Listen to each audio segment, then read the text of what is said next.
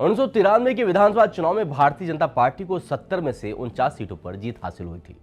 अब बीजेपी को 48 सीटें मिली हैं, जबकि 11 साल तक सत्ता में रही आम आदमी पार्टी के हिस्से सिर्फ 22 सीटें आई हैं। ऐसे में अब सवाल ये उठने लगा है कि आखिर दिल्ली का मुख्यमंत्री कौन बनेगा। बीजेपी की तरफ से 5 ऐसे दावेदार हैं जो मुख्यमंत्री बनने की कतार में शामिल हैं। प्रवेश शर्मा, पहला नाम प्रवेश शर्मा का माना जा रहा है। नई दिल्ली सीट से प्रवेश शर्मा ने अरविंद केजरीवाल को 4089 वोट से हराया है। प्रवेश शर्मा भारतीय जनता पार्टी का पंजाबी और जाट चेहरा है।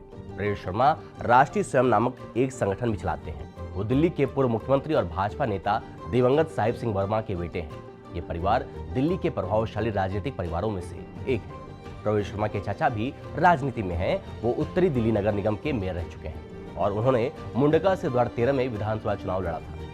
प्रवेश की पत्नी स्वाति सिंह मध्य प्रदेश के भाजपा नेता विक्रम वर्मा की बेटी है। प्रवेश शर्मा की 2 बेटियां और 1 बेटा है। चुनाव प्रचार में उनकी दोनों बेटियों ने भी बढ़ चढ़कर हिस्सा लिया था। प्रवेश शर्मा के पिता पूर्व मुख्यमंत्री साहिब सिंह वर्मा की गिनती भाजपा के दिग्गज नेताओं में होती है। वो बीजेपी के दिग्गज जाट नेताओं में से एक थे। पिता के पद चिन्हों पर चलते हुए प्रवेश शर्मा ने राजनीति में प्रवेश किया। प्रवेश शर्मा ने 2013 में पहली बार चुनाव लड़ा और मेहरौली से विधायक बने। वीरेंद्र सचदेवा भारतीय जनता पार्टी दिल्ली इकाई के प्रदेश अध्यक्ष हैं। 1988 से राजनीति में सक्रिय सचदेवा भारतीय तीरंदाजी संघ के सचिव और कोषाध्यक्ष भी रह चुके हैं। 2009 में वो प्रदेश मंत्री और 2017 में वो प्रदेश उपाध्यक्ष बने।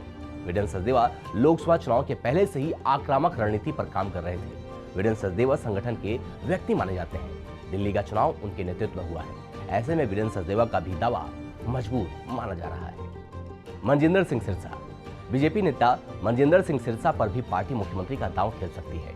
बीजेपी के पास सिख समुदाय का कोई बड़ा चेहरा भी नहीं है। सिरसा दिल्ली सिख गुरुद्वारा प्रबंधन कमेटी के अध्यक्ष रह चुके हैं। राजौरी गार्डन से बीजेपी के टिकट पर चुनाव जीतने वाले मनजिंदर सिंह सिरसा पहले भी इसी सीट से 2 बार विधायक रह चुके हैं। राजनीतिक विश्लेषक की माने तो दिल्ली में सिरसा भी बीजेपी के लिए मुख्यमंत्री पद के प्रबल दावेदार हैं, ताकि उनके सहारे वो पंजाब के आगामी विधानसभा चुनाव में सिख वोटर्स को लुभाने की तैयारी शुरू कर सकें। सिरसा अकाली दल के अध्यक्ष सुखबीर सिंह बादल के भी बहुत करीबी रह चुके हैं। विजेंद्र गुप्ता, दिल्ली विधानसभा के नेता प्रतिपक्ष विजेंद्र गुप्ता वर्ष 2015 और 2020 में जब आपकी लहर थी, उस समय भी रोहिणी से विधायक चुने गए थे। पार्टी ने उन्हें 2015 में नेता प्रतिपक्ष बनाया था। इन्हें मुख्यमंत्री बनाकर पार्टी वैश्य समाज में अपनी पकड़ को और मजबूत कर सकती है। वो बीजेपी की राष्ट्रीय कार्यकारिणी के सदस्य हैं। विजेंद्र गुप्ता की राजनीतिक यात्रा 1997 से शुरू हुई। वो पहली बार दिल्ली नगर निगम के पार्षद चुने गए थे। रेखा गुप्ता का नाम भी इसी कतार में शामिल बताया जा रहा है।